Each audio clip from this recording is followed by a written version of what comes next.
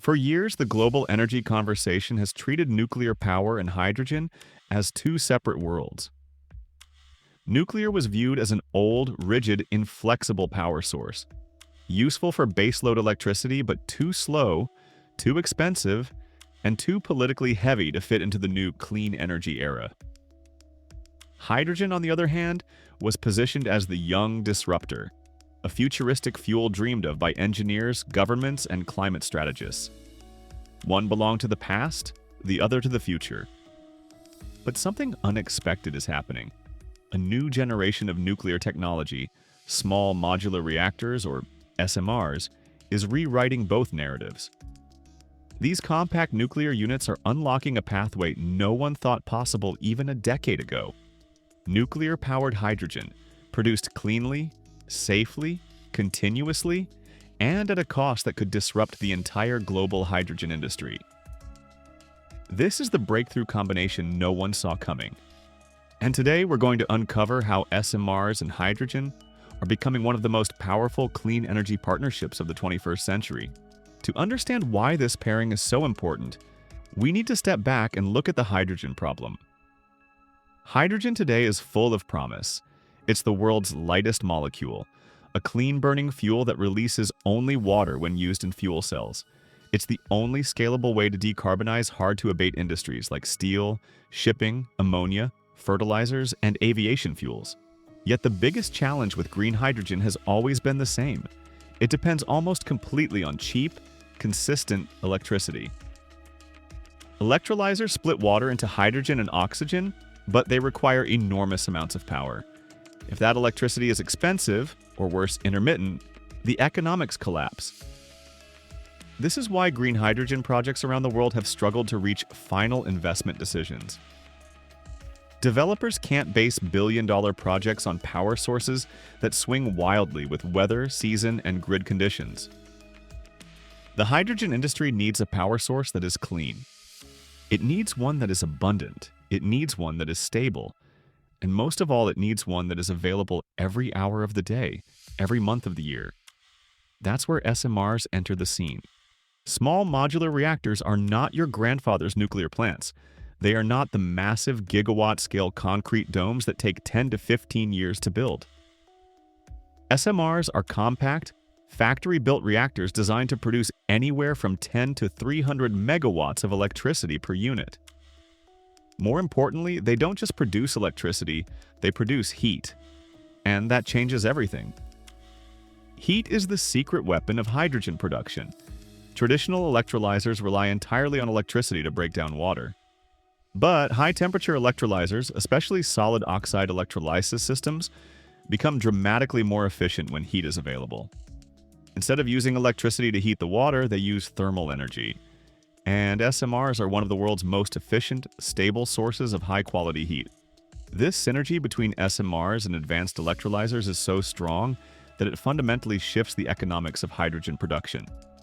Imagine a hydrogen plant running next to an SMR power station. The SMR outputs steady electricity and a constant stream of heat at temperatures ideal for high-efficiency hydrogen production. The electrolyzers operate at 70 to 90% efficiency. The plant runs at close to 95% utilization year-round because SMRs are designed for continuous operation. This means the hydrogen output is predictable, consistent, and economically stable. Contrast that with a renewable-powered hydrogen plant operating on intermittent solar and wind. Its utilization rate fluctuates constantly. The electrolyzers ramp up, then idle, then ramp again. The cost of hydrogen rises because capital is underused. Electrolyzer degradation occurs more quickly under dynamic operation. And project financiers struggle to underwrite stable cash flow. SMRs solve these problems at once. But what makes SMRs truly revolutionary is their modularity. Because they are factory-built, they can be assembled on-site like industrial equipment rather than mega infrastructure. Instead of waiting 10 years for a massive nuclear plant, an SMR facility can be delivered, installed, and connected in a fraction of that time. And because they are smaller, they can be located in more places, near industrial clusters, chemical plants, steel mills, ports, and hydrogen production hubs. That reduces transmission infrastructure, pipeline requirements, and transport costs. Hydrogen becomes a local product, not an imported commodity. This pairing between modular reactors and hydrogen is exactly what heavy industry has been waiting for. Let's look at the companies and technologies making this real. NuScale Power, one of the world leaders in SMRs, has demonstrated in detailed engineering studies that a multi-module SMR plant could produce hundreds of metric tons of hydrogen per day. Their design sends excess steam and heat directly to a high-temperature electrolyzer array, dramatically increasing efficiency. In fact, NuScale studies show that SMR-based hydrogen could beat renewable electrolyzer hydrogen in cost under the right conditions. And this isn't theoretical. It is supported by a 2024 techno-economic analysis showing that SMR-powered hydrogen can achieve production costs below 3.50 euros per kilogram today, with potential to reach 2 euros per kilogram within the next decade. That's the magic number the hydrogen industry has been chasing. And it's not just NuScale. Other advanced nuclear developers, TerraPower, GE Hitachi, X-Energy, Rolls-Royce, Kairos Power, are all integrating hydrogen into their SMR commercialization strategies. Many of these reactors are high-temperature gas-cooled designs. That means they operate at temperatures far higher than traditional pressurized water reactors. Instead of producing steam at 300 degrees Celsius, they can reach 600, 700, even 900 degrees, depending on the reactor type. At these temperatures, hydrogen production becomes extraordinarily efficient. High-temperature electrolysis thrives. Thermochemical cycles like the sulfur-iodine cycle or the copper-chlorine cycle become technically and economically viable. These processes split water using chemical loops activated by heat, reducing electricity demand significantly. They are the kind of industrial hydrogen systems that were once considered futuristic, but now are being tested alongside real reactor designs. This is the kind of innovation that makes SMRs more than just small nuclear. It makes them the missing puzzle piece in the hydrogen economy. What's driving this momentum isn't just science, it's policy. The US made nuclear-derived hydrogen eligible for clean hydrogen tax credits. That means SMR-powered hydrogen qualifies for the same incentives as renewable-powered hydrogen. Europe is evaluating similar frameworks. That single move changes the economics of entire hydrogen regions. It means developers don't have to choose between renewables and nuclear. They can choose whatever pathway delivers consistent, low-carbon hydrogen at scale. For countries with limited land for renewables, SMRs offer a way to produce clean hydrogen without covering thousands of acres with solar panels or wind turbines. For countries with heavy industrial corridors, think India, Japan, South Korea, parts of Europe, SMRs can plug directly into industrial hubs where hydrogen demand is highest. But this combination does more than support hydrogen production. It creates a full industrial energy system. Picture an industrial district in 2030 or 2040. A cluster of SMRs sits at the center. They produce electricity to power factories. They produce steam and heat for chemical processes. They produce hydrogen for steelmaking, ammonia synthesis, hydrogen pipelines, and fuel cell truck corridors. They produce oxygen as a byproduct of electrolysis, which can be used in industrial furnaces or wastewater treatment. The symmetry of this ecosystem is powerful.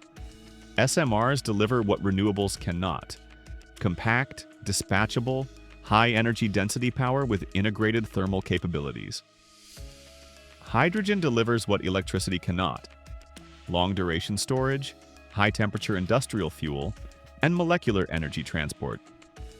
Together, they create a circular, stable, resilient energy ecosystem.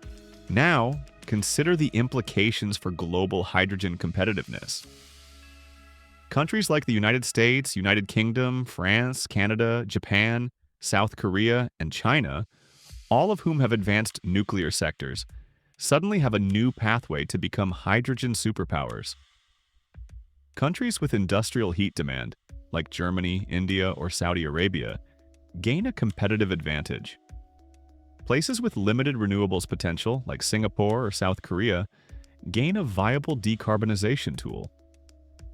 SMRs break the geographic constraints of the renewable hydrogen model. They unlock hydrogen production in places where wind and solar are difficult to scale. And in the regions where wind and solar are abundant, SMRs complement them, providing round-the-clock baseload energy to stabilize the system. However, this isn't a story without challenges. SMRs must overcome regulatory hurdles, public perception challenges, and financing barriers. Nuclear always triggers strong public reactions, and SMRs are no exception. Governments must modernize nuclear licensing frameworks.